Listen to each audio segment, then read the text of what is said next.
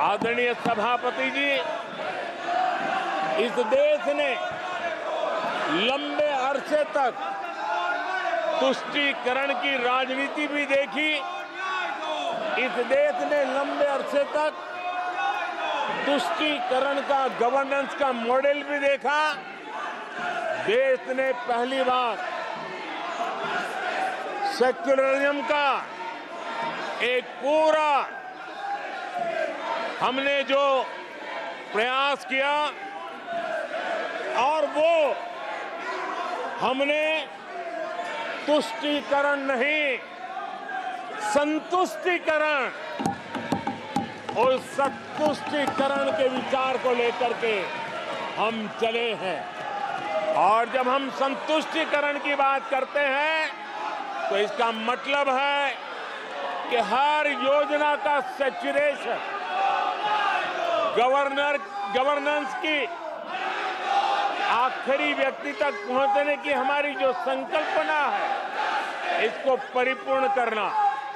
और जब हम सैचुरेशन के सिद्धांत को लेकर चलते हैं, तब सैचुरेशन सच्चे अर्थ में सामाजिक न्याय होता है।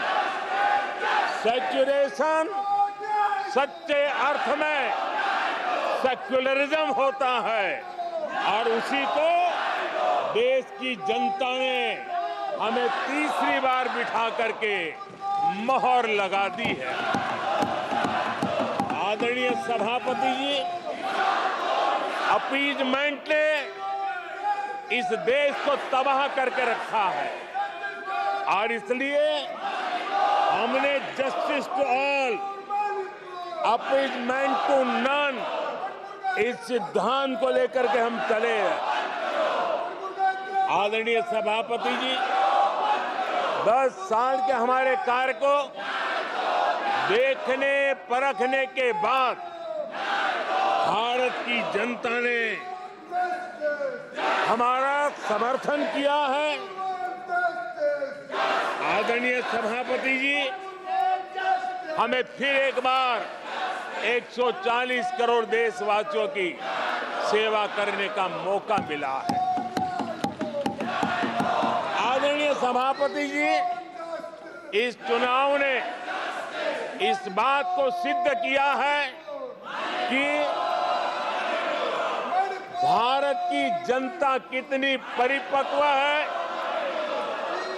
भारत की जनता